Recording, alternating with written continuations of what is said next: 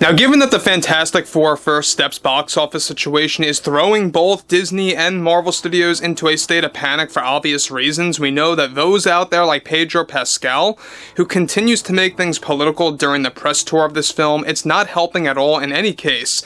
And one thing is for certain right now is that the numbers that they're pulling in right now for the box office metrics, these aren't the numbers that they were hoping for, especially before Spider-Man Brand New Day and Avengers Doomsday in, of course, 2026. This is Mike Zero. Subscribe if you're new and like this video to see future updates. You can also follow me at Mike01. I thank you also very much for the great and kind support.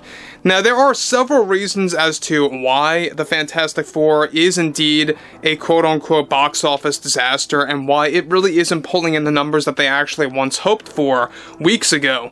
And there's several reasons to explain that. Number one of all is the fact that there's a lot of Disney fatigue, there's a lot of Pedro Pascal fatigue going on out there, and it's not just that. We also know that there were a lot of decisions that they made going into this film that a lot of Marvel fans, quite frankly, just didn't agree with. And even those that enjoyed the movie, such as myself, I just saw it as a popcorn flick. I don't think it was really a great film or a terrible, terrible film.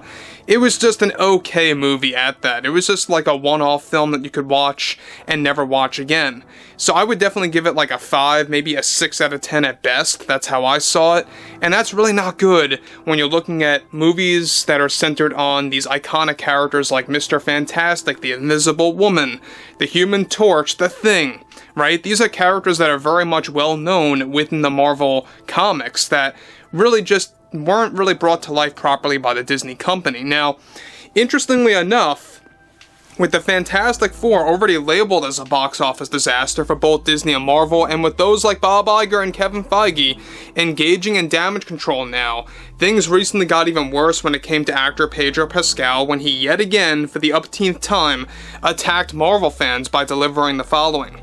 As a man from Chile, and one who is proud to be a male feminist, especially in this toxic industry, when you take a very close look at the current state of Marvel right now, I think, yeah, there is a lot of division going on, but it's mainly driven by sexists and misogynists that are either misguided or uneducated, and are blindly following this presidency that is run by Trump, and supporters of his that are very obnoxious. When I came on board of the Fantastic Four, I think that we all saw this coming from Marvel fans. I know Kevin Feige did when he told me to expect outlandish behavior from one side of the country in response to using a female iteration of the Silver Surfer, which I thought was better than what they did back in 2007, by the way, with Norrin Radd.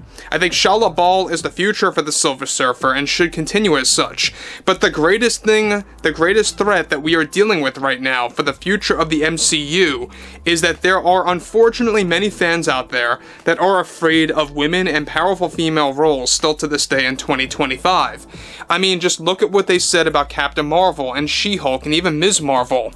It was totally uncalled for and uncalled behavior coming obviously from Trump supporters. But getting this opportunity to play Mr. Fantastic and to hear the criticism about my portrayal of him, I think it's all driven from the fact that I'm against the administration. I'm against Trump's policies, and that angers people, and so they have to take their anger out on the characters that I play.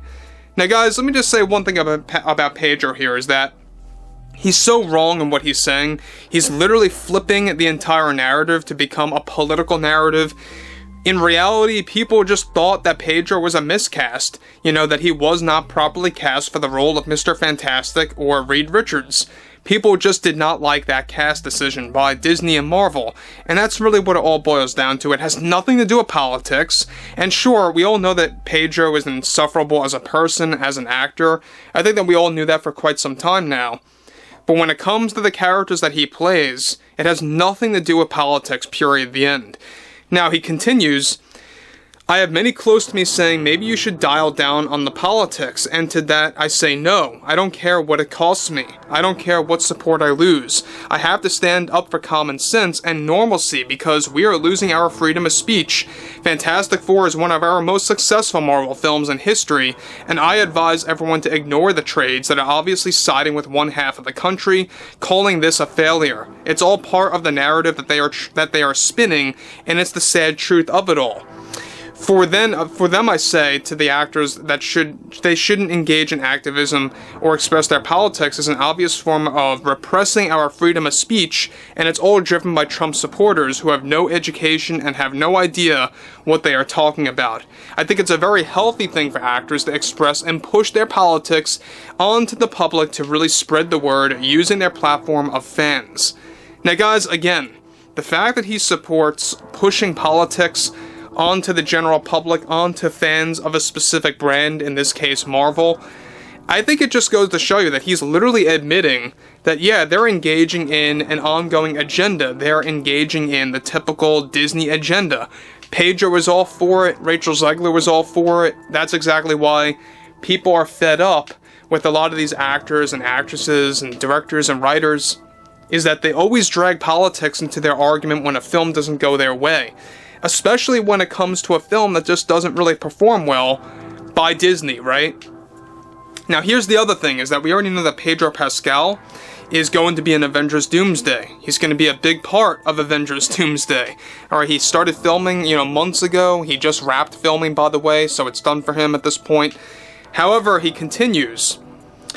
And to get the word about what normalcy was like 8 months ago, I think is very important. We need to really embrace that, and I don't want anyone's business if they are against that form of freedom of expression.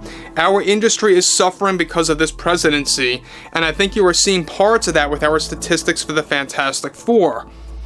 So let me get this straight with Pedro Pascal, alright? First, he's saying that it's the most successful, or one of the most successful films out there, and then just now he goes on to actually elaborate by saying that, yeah, you're seeing the statistics really not working well in our favor because of Trump supporters.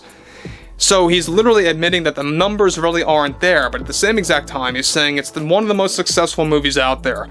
It's one or the other. He really can't seem to make up his mind because he's pushing a political narrative in hopes that some people just don't catch on, that he's saying one thing here and another thing there, right? That's what it really all comes down to. And look, we know that Pedro is literally also admitting, much like Mark Hamill did, that he doesn't care if he loses fans. He doesn't care if he loses support. He wants to push his politics. He's not going to back down on that, very much like Mark Hamill and Mark Ruffalo, and the list goes on and on. This is exactly why I think Disney really needs to take a break from Marvel. They need to take a break from Star Wars for a very long time and to just focus maybe on, at maximum, one movie a year, to really kind of just do something of quality and do something very different, where fans may want to actually see a Marvel film again that's properly, got a regular press tour, a regular marketing campaign that is not driven by politics.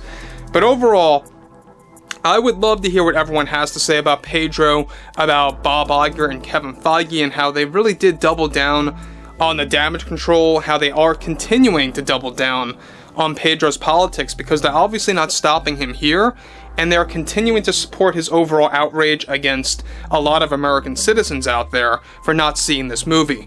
But overall, I would like to hear what you all have to say about that below in the comments, anything ranging from Pedro to Disney to Marvel. And if you guys did enjoy the content for today, make sure to drop a thumbs up on this video to support the channel, and I will catch you guys later.